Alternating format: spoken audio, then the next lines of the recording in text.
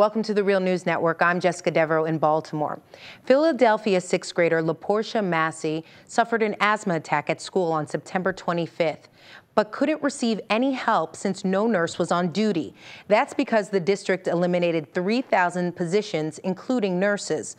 Unfortunately, 12-year-old LaPortia died shortly after returning home. Joining us now to discuss this tragedy are journalist Daniel Denver and Philadelphia school nurse Eileen DeFranco. Thank you both for joining us. Thank you. Thank you. Daniel, so I know that you had direct contact with LaPortia's family. Can you just describe for us what happened that day?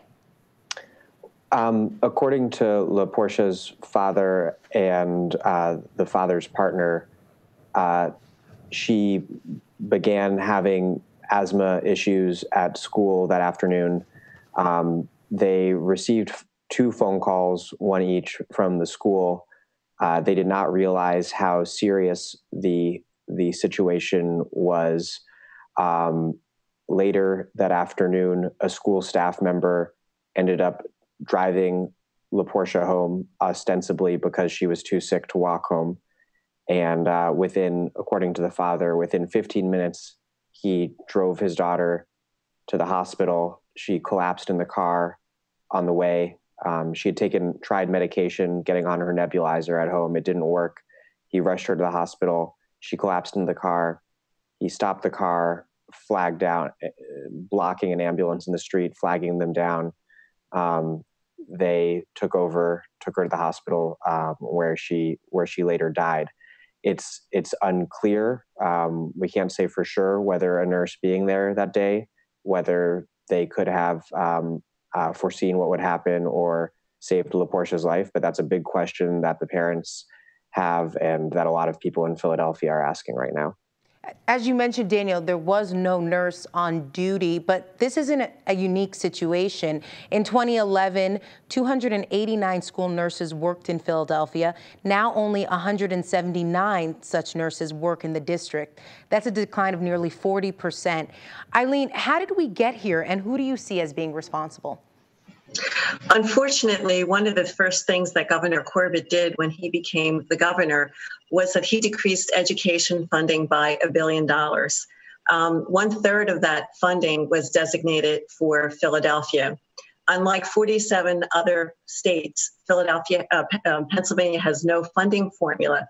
So instead of having this formula, it's basically orchestrated by politicians in back rooms who have no understanding of the noxious effects of poverty, and they have no understanding of education itself. Our current crop of politicians also tends to listen to reformy so-called innovators like Michelle Rhee. This unfortunately has led to severe cutbacks in our city, as you mentioned, in our school district, as you mentioned. Our school nurse service has been cut back. Not only that, we have few to no counselors. We have no vice principals, and other school personnel have been cut back. So what this means is that we have fewer eyes, fewer ears, fewer hands, and fewer minds that are able to deal with situations like LaPortia's. And unfortunately, in spite of all this, our governor continues to hold the school district hostage. There's $45 million, which he has refused to provide to the school district unless the unions give back 10% of our salaries. So I feel that our governor is playing chicken, a mean-spirited game of chicken with vulnerable children. Okay, and Governor Corbett has said that education cuts are necessary to close the budget gap.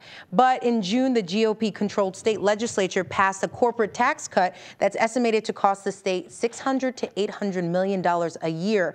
That's more than double Philadelphia schools' deficit for the next fiscal year. Daniel, can you explain the role of powerful interests in changing the education system in Philadelphia?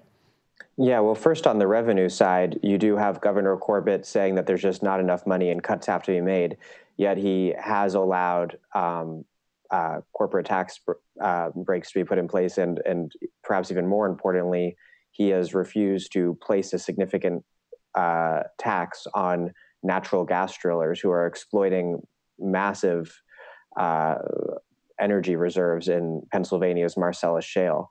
You also have tons of tax loopholes allowing corporations to shelter money in Delaware that there have been many proposals to close, and he refuses to do so. So there is revenue out there. On the city level, you have major corporations like Comcast, who have major nonprofits like the University of Pennsylvania, who are getting major property tax breaks, or in the case of these wealthy nonprofits, not getting taxed at all. So both on both the state and the city level, you have a lot of powerful interests that could be contributing more.